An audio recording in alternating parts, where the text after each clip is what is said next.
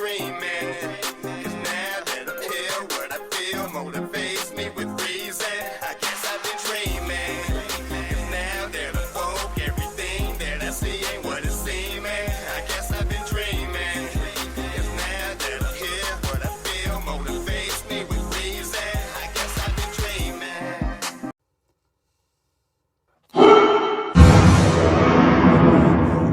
Love to all the guys and gals in the high vibrating species on the planet. Come on in. Welcome back to the channel. How we living? How we living? Oh yeah. Okay, so Academates, peace and love. You know what I'm saying? I see you. I see you. Y'all come on in. Have a seat. Have a seat. All right. So, Anthrax Crab, we got 2 of these, right? Let's go ahead and address you. We got 2 of these. Number 1, part 1, and then we got a part 2. Then we're going to get to the music, you know what I'm talking about? And I actually got some stuff for you, you know what I mean? Me and the team, we actually did some extra research on it because it's something that I had to think about when I heard the name. So we actually been doing an extra little research so we can possibly add to whatever they're going to bring to us, all right? So, but we got you coming, all right? But today, we right back with the Night Guard, you know what I mean? Salute to you, sir. We're going to check out the Russia's Alien Book of Secrets. This is part 1. So, since we've been viewing his channel, he's been speaking a lot about certain things that we've actually been going back through his channel to find so we could get, you know what I'm saying, up to speed on some of the stuff that he's talked about. All right, he mentioned the Russia's Alien Book of Secrets here, so we went to find the Book of Secrets. And so we going to start with part 1. So enough of the jargon, you know what I'm saying? I hope everybody good out there, you know what I mean? Don't forget to hit the like, share, subscribe button, you know what I'm saying? Let's work the algorithm, you know what I'm saying? We can't let them work us, y'all. We got to work the algorithm. So do me the solid, you know?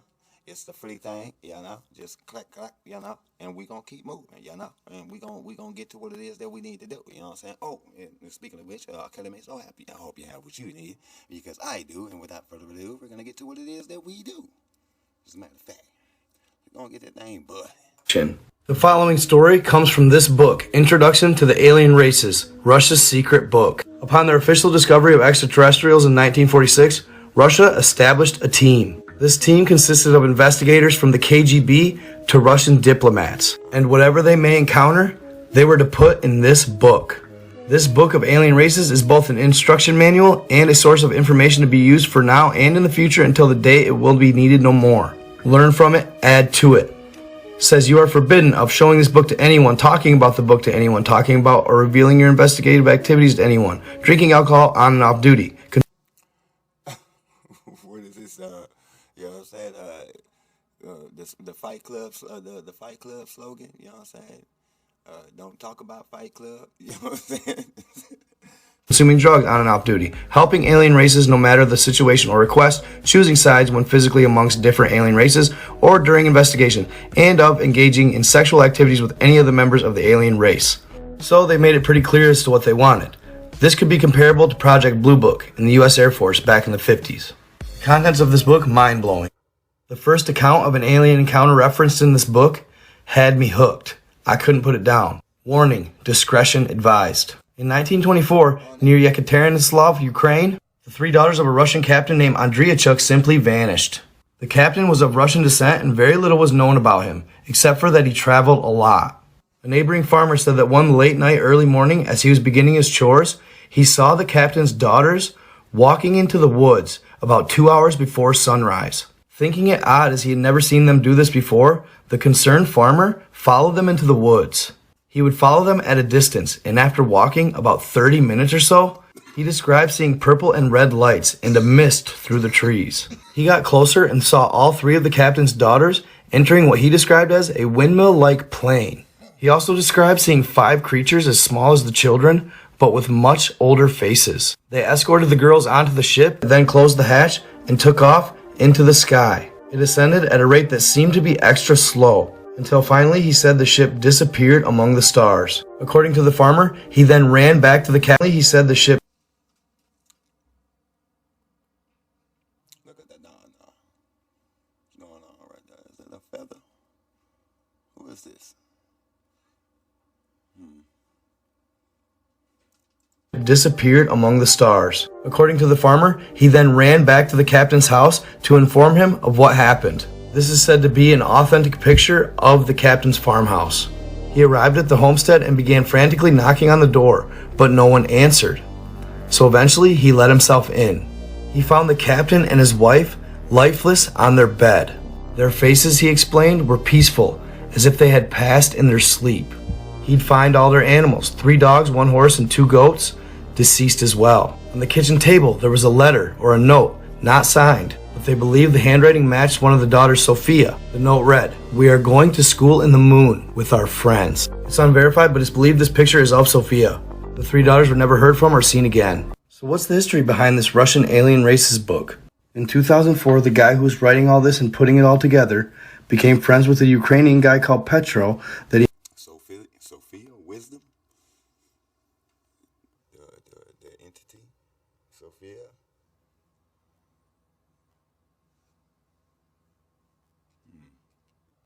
It's intriguing indeed. He met completely randomly at a bar by the beach. At this time, our narrator was on holiday and Petro actually just lived in the area. Well, they hit it off. They became really good friends and they started hanging out with each other's families. In 2008, Petro asked our guy if he would go on vacation with him back to his hometown.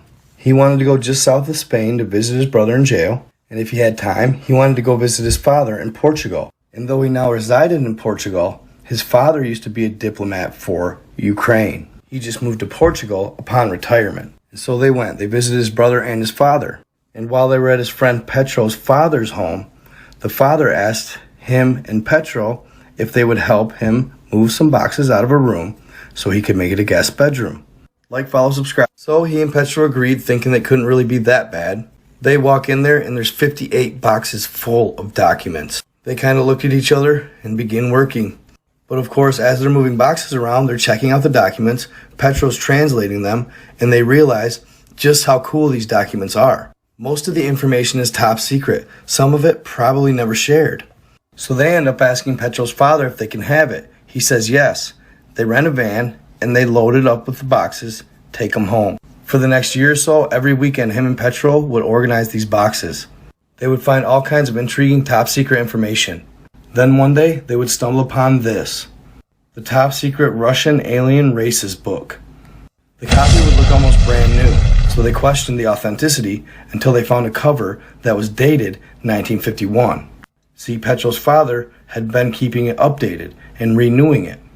His friends would send him the information and he would keep the text all up to date. About a year after finding it, Petro calls his father and asks him about it, and he fills them in.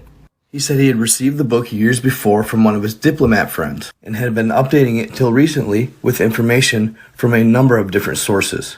They would either call him, email him, or send it in the mail, or they'd just meet up to talk about old times. To this day, he gets regular updates and passes them on to our narrator. Apparently, throughout the book, some of the illustrations are some that we've seen in movies or video games today. At first, it was a red flag, but it turns out that the movies and media were actually getting their imagery from this book. Same goes for the video games, etc. They get their ideas and alien depictions from this book. Even the Independence Day alien sourced this. At one point in time in the 1980s, the KGB would find one in a field. Apparently, they had friends in the media, so they sold a lot of the content to them. This is why you'll see some of these aliens depicted on certain things, like video games, Mass Effect being a more popular one. They're trying to soften us up for when aliens actually do live beside us. So if you were going to partake in the building of this book, the rules were strict. Russian equivalent to CIA agents were told that if they lose it, they could get their immediate family killed. Only speak about it to your superior in charge. Rules when with humans. Investigate events, interrogate witnesses, gather physical evidence.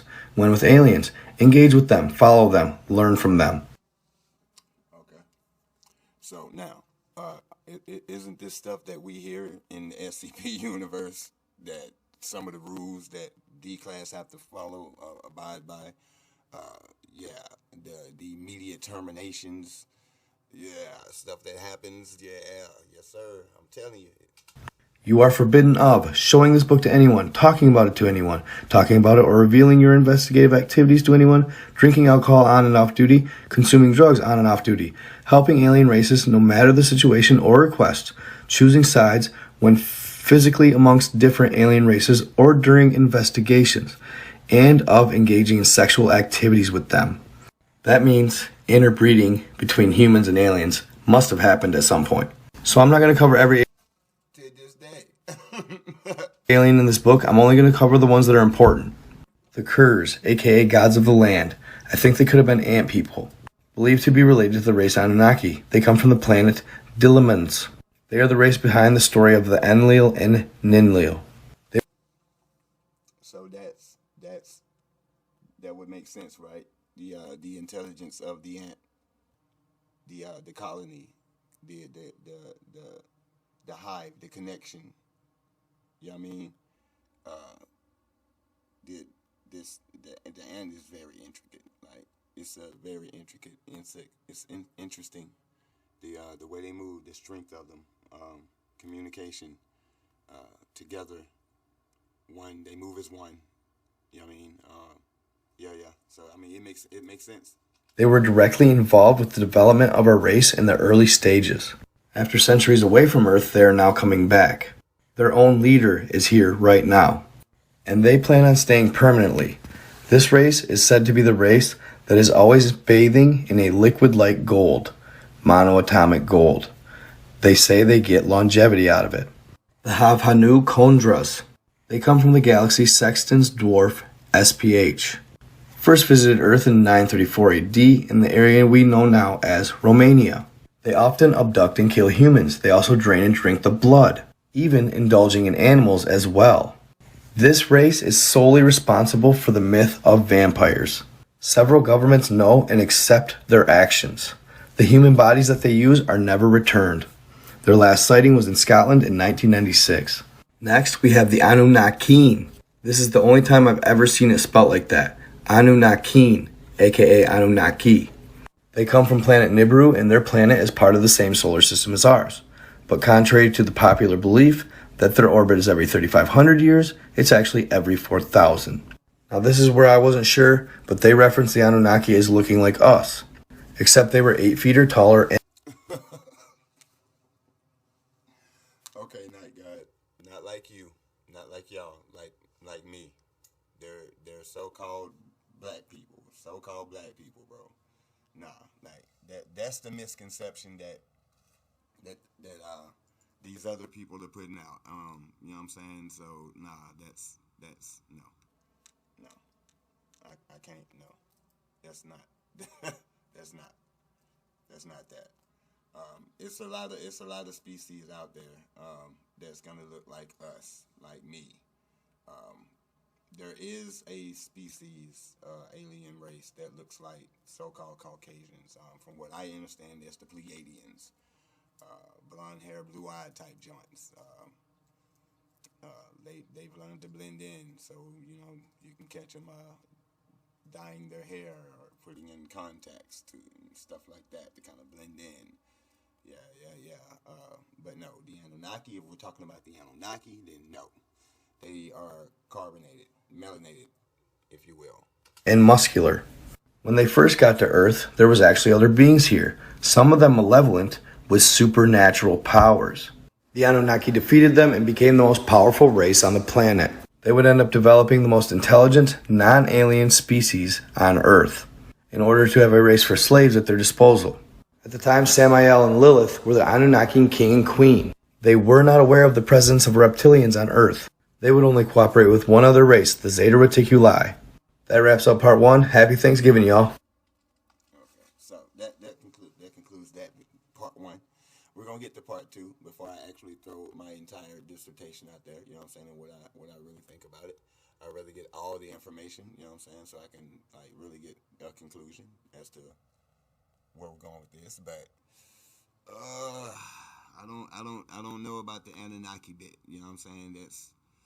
That's a bit shaky. This particular part of the story. It's a bit shaky. So maybe he'll talk about more of it, and we'll see exactly where it goes. But there's a lot of things. But definitely there were reptilians here. They were malevolent beings. They inhabited the planet first. Actually, you know what I'm saying? Yeah, I think that's how it goes. They were here first. And that's why they actually want the planet back. You know what I mean? And like I said, they're not to be confused with the Alpha Draconians. Big difference. But yeah, we'll get into it. We get into it. You know what I'm saying? We'll hopefully we can find some of the information, we can put it up, that they won't actually like try to take the video down. You know what I'm saying? It's kind of hard to find some of those videos to where, you know what I'm saying, somebody won't try to strike you or something. So I got to make sure that I can get the clearances for some of it. Otherwise, yeah, we'll have to break out the books. But anyways, y'all keep your head on a swivel. You know what I'm saying? Don't forget to keep yourself spiritually, mentally, physically, and emotionally. You know what I'm saying? Protected at all times. You know what I'm saying? Do not let this world drive you crazy. Y'all take care of yourselves. Out there, remain. You know what I'm saying? Vigilant. Make sure you're doing your due diligence, man. Doing your research. More than surface value. Let's dig deep with this. You know what I'm saying? Keep your critical thinking on. You know what I'm saying? At all times. You feel me? Critical thinking. Because this is a time where you really got to use your mind, you know what I'm saying, and think about what you're seeing. You know what I mean? There are deceptions at play, and they're coming from left and right. So pay attention to what you got going on. You know what I'm saying? Don't think that you're too small to not play a part in this venture that we all got going on. You know what I mean? It's most important to know yourself. So know yourself in this story. Know yourself in this whole endeavor. You know what I'm saying? Regardless of what side you're standing on. You know what I'm saying? What side of the fence you're standing on. It's about that time, and that 35 years. It's around that time. You know what I'm saying? So the planet's finna go into its evolutionary stage, and she's about to go to the 5th dimension, I believe. And nothing's about to stop that ascension. So you either vibe with the planet, rise with the planet, or shit. I don't know where you're gonna be at. But peace.